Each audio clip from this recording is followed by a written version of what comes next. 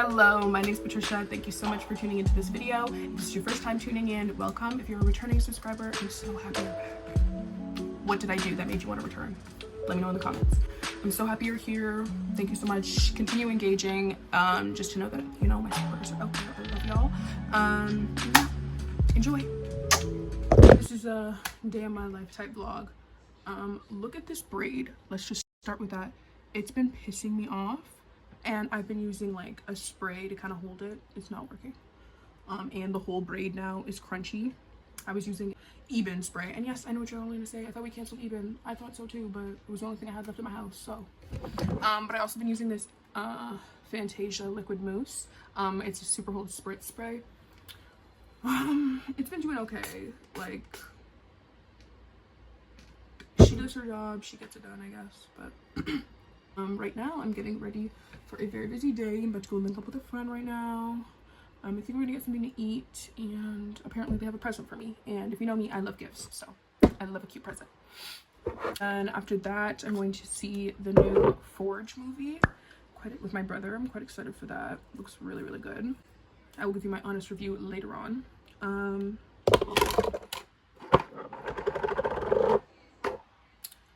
So right now I just kind of wanted to just have like a slow kind of watch me get ready and just talk, because yesterday was National Grief Awareness Day, and I thought that was beautiful, and it was just kind of nice. If you don't know, my dad passed away on July 3rd of this year, and it's been a very hard journey. Like, my grandpa passed away when I was younger, but like I wasn't, it's not a but like I was not as close with my grandfather, so it was like, okay, like it's a death. It was still sad, but I don't feel like I was like impacted as much. So I always kind of say I've never had like a loss affect me in terms of like death, because I've never had anybody really like die that would affect me.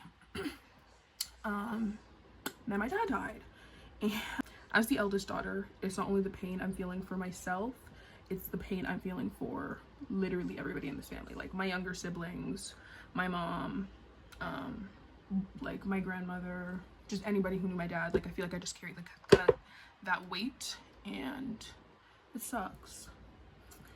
And these past couple weeks it's been so hard to not get mad at God, because it's like, you know, like why? Like my dad was only 40, so it's like he had so much to do still. Like 40 is so young, and he was a father, and it's just like the Bible talks about so much importance about like honoring your parents and respecting them and loving them, and like, you know, you just as a child you admire your parents, so it's like, why would you take them away so young? And like, since I'm the eldest, I'm 21, my youngest sibling is 6 years old, so it's like they now have to go through life as Black young boys without a father, and not by like incarceration or like just neglect because he like died. And yeah, it's so tough. Like, and it's like trying to like, I don't know, get back into society is like so hard, because it's like nobody knows. Like nobody knows my dad. Like I knew my dad. Like nobody knows like the pain I'm feeling. Nobody knows like even who he was. So it's just like, and I guess that's also like my fear. It's like nobody knows who he was. Like I don't want like, you know, like him to just kind of like fade into like nothing. But that's why I work so hard to keep like my dad's memory alive. Like any chance I get to talk about him with anybody, I do. I'm always trying to like, you know, like remember little knickknacks that he would do, and like look for them in my siblings, and like just let them know like, yeah, dad used to do something like that, like keep doing it, like, or just like, yeah, like just try and keep like little things about him alive, because I'm like, really and truly we're the only ones that can. And yeah, it's just like great. Like this is so hard. Like there's so many things. Like I know there's people out there that don't have their dads in their lives, like due to like, again, neglect, but it's like he didn't choose to leave, you know what I mean? Like, and then you try not to get mad at God, and like you hear all these like amazing stories of like God, you know, bringing people back from like the brinks of life and stuff. And like when I sat in that hospital room, like I prayed so hard, and it was so hard to not get mad when they told me like, yeah, he passed away, whatever. Like, it was so hard to not get mad, but you know, it's just like the only thing that's brought me comfort, and I know this is gonna sound so evil, is the fact that I know everybody's gonna go through this at one point in their life. Like, I'm at one point, I'm not gonna feel like the only person like going through this.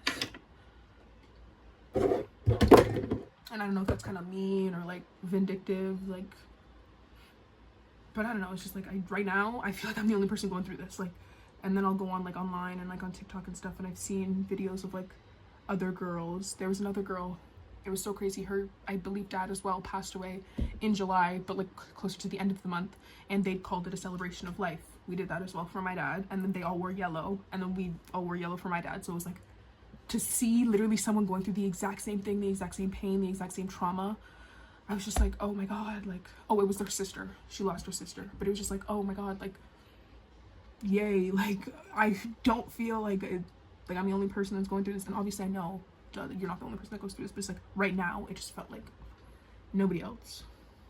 And then like even trying to connect with my friends, I'm just like, oh yeah, even trying to like just, I don't know, just get back to doing regular things, it's just feels so bland and so boring.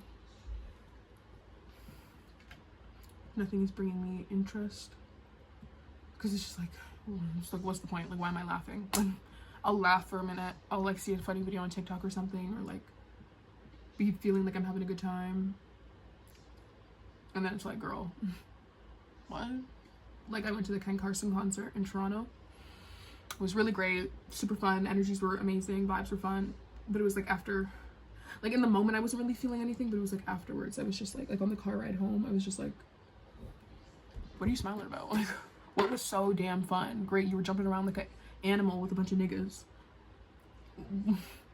Now what? Like, do you feel any better? No. And I don't know. And I've been trying to, you know, get back into my word again, and like making sure I'm actually reading the Bible. And I've tried to focus more on like not just kind of aimlessly reading the Bible, but like reading it obviously with intention, but then like each book has obviously its own meaning and like its own revelation of its own. So right now I've been trying to get wisdom and like understanding, because all I want is answers. Like, you know, like you guys don't even know how bad it's like, you want answers so bad. Like, why couldn't you save him? Why at this time? Like, just so many questions, and like nothing is making sense. So it's like, okay, I'll read the word. So I've started with Proverbs, and then it's Ecclesiastes, Song of Solomon, Job. Those are kind of like the main ones that are really gonna deepen my understanding and like my yearn for knowledge, to kind of just understand like why. So if anybody else has any more tips that's been going through this, please let me know, because it's been really hard. And it's just as I think of like like lifelong events, like me graduating university, getting married, having my kids, like all of these big events, like I know he's just not gonna be here for, and then it's just like, it just feels like he's stuck in time, like, and I just like, and then trust me, this year has, oh, God has really been pushing me all year, so it's like I don't want him to be stuck in a year that I deem like, or I look back on that I had so much trauma on. So it's like, it's so disappointing.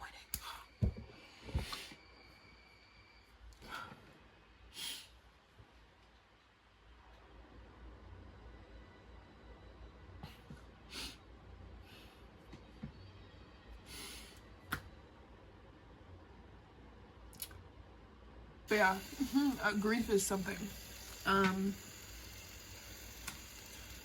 People are right, it comes in waves, but it's like, damn, these are tsunamis. Like, I'll be fine for maybe 5 minutes, and it's just like, pew. And then you keep seeing I see videos on like online of like other people who went through this and like, you know, had their dad pass away like a couple years ago or whatever, and the fact that they're still grieving. And obviously I know grief is like a process and it takes time, and I'm just like, but it's just like, I do not want to keep feeling this way like for 2-3 years. Like, I don't want to be like, damn, like I'm happy. Nope, no you're not. Whatever. If you guys have tips or any insights, I humbly say, please drop them below. Aside from all this crying, I'm basically almost ready for my brunch slash gift exchange. I like spray on sunscreen better than like, where's the other one?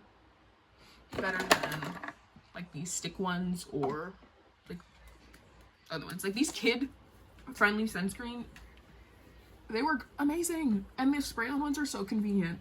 Like girlies will go into Sephora, drop a bag for something. This was like $11 for a family size, $11, and I'm just now running out, and I bought this at the beginning of the summer, and I've been using it on my entire body.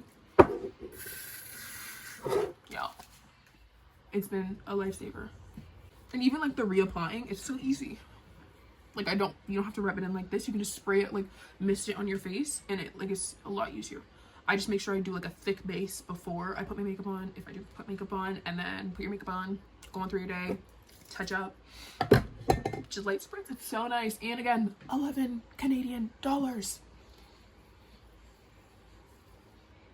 On a more positive note, I updated my room. If you maybe don't know, my desk used to be in this closet back here. I moved it out of the closet so I could put my dresser inside instead. It's been ever since just deciding to just keep having it like that because I just feel like it's easiest.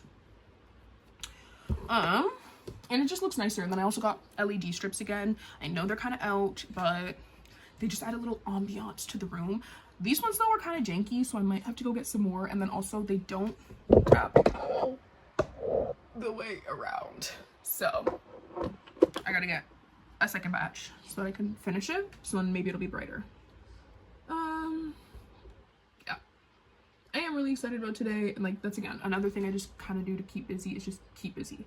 Like I've mainly just been hanging out with my brother and my mom, so I just like when we're hanging out I just make sure like we're doing something. So pretty much ready. My edges should be almost done, like melting. This is the edge control I use, by the way. It's the gummy wax in blue. Y'all, I swear by it. I swear by it. I swear by it. I swear by it. I swear by it. It's so amazing. To all, like I saw a video on TikTok of this girl who put her red one in the freezer to make it like, girl, I don't even know. But no, this is literally, it says here, hard finish. Y'all, just wait. You're supposed to warm it up in your hands so then you don't have to do this. I don't like reading directions, and I also don't like sticky stuff on my hands or on my desk because I hate having to clean my desk, so I will literally put it on this and then like warm it up after. Y'all, I'm telling you, when they say hard finish, they mean it. It works wonders, and it's none of that like white flaky white cast. I'll show you. Wait until we're done. See? Hold on. I'll give you all a close.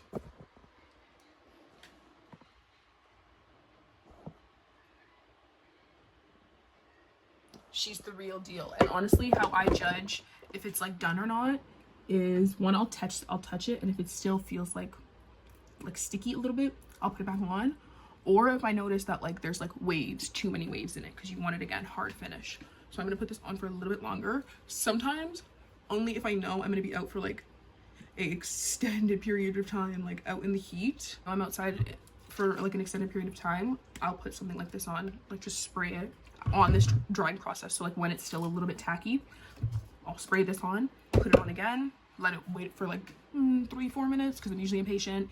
If not, I'll just use like stand in front of the fan or in front of the blow dryer, and then kalas, finished. So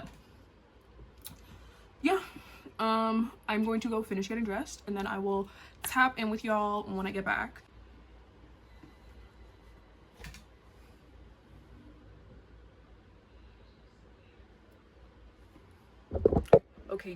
Okay divas, these are the updated edges. Again, I only used the gummy wax. Hey, let's game. Joe, you got 2 guys coming in.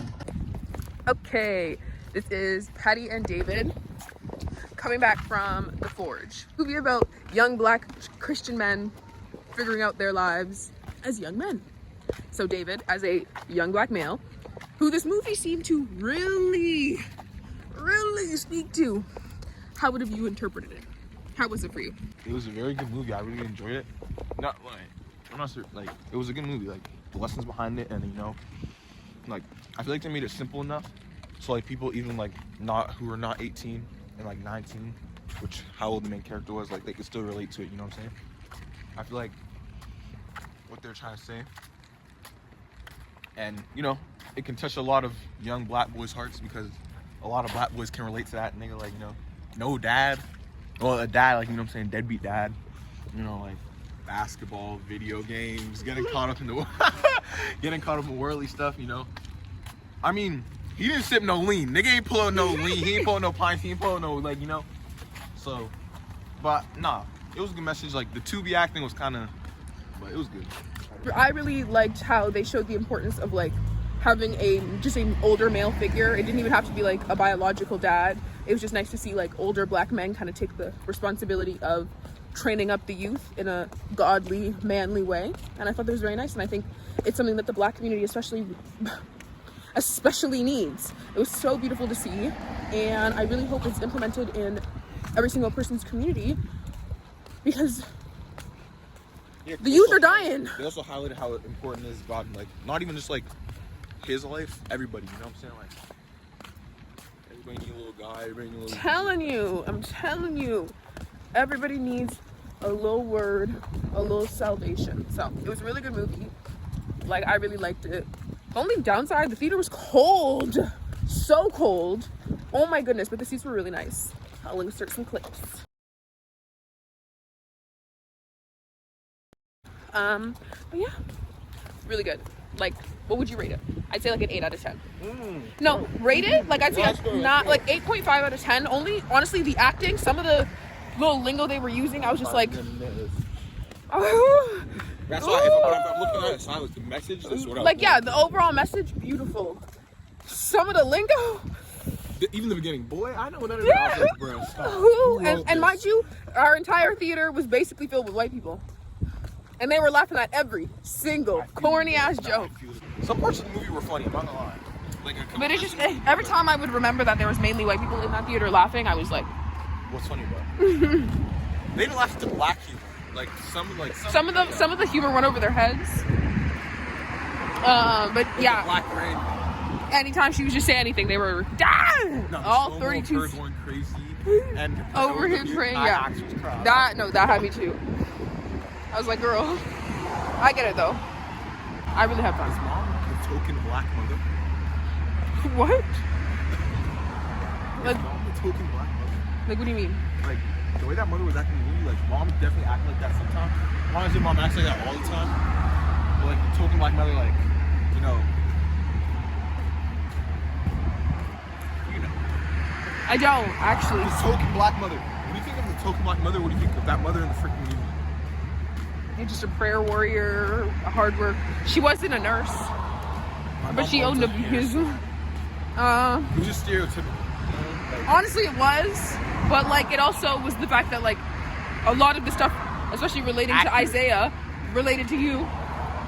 People could look at that as people could look at that as. And the creator of that movie was definitely white. He definitely looked into the life of black. I'm pretty sure he's black. It's the Kendrick brothers, but let me look that up. It's a white man.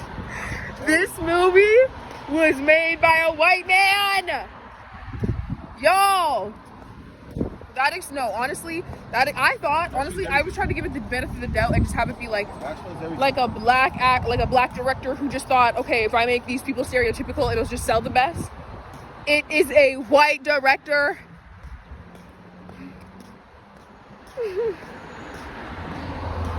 The message still doesn't change. It was still a great message. It's just now seeing the... It changes everything for the black part.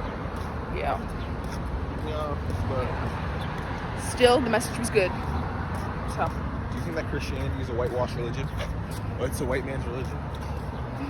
Not... You know, this girl was talking about, like, this girl went back to Ghana, bro. Like, one of my mutuals, and she was giving, like, history and stuff about, like, religion. And she was, like, before, like, apparently, like, it was, like, spirituality and Or maybe she was trying to push Islam propaganda. Yo, I don't know, bro. Yeah, I know, like, yo, chill. That's the thing. Wanna, you like, always gotta question. You always gotta question where the sources come. I'm not going to be like sit there and let you feed my brain. Even if, like, you know what I'm saying? Yeah, you always gotta sit and hear who's giving you this information. I'm a listen. But also take into effect who's telling you this. Yeah, exactly. You know what I'm saying? But good job, I guess. Well, we kind of walked away. Maybe I stop at Mary Brown. Keep it moving. And you know those chicken. Oh, guys, we got chicken nuggets. Chicken nuggets, yo. We got chicken tenders. I wish I included a clip of them. No, bro. there was 4. What's it called? Chick-fil-A, the Polynesian sauce. Y'all, there was 4 chicken tenders. They were the size of like my palm, each one. Whoo! Whoo! That was something. And then we got watermelon candies at the Black Movie. Sorry, guys. With a white director. And then just a popcorn, which was really good. But yeah. And then we just took you on the entire walk, which typically, but on the average, for the average person, it would take them like 20 minutes maybe. It took us maybe like 15, not even. Honestly, maybe 10. We're walking pretty fast, but that's all.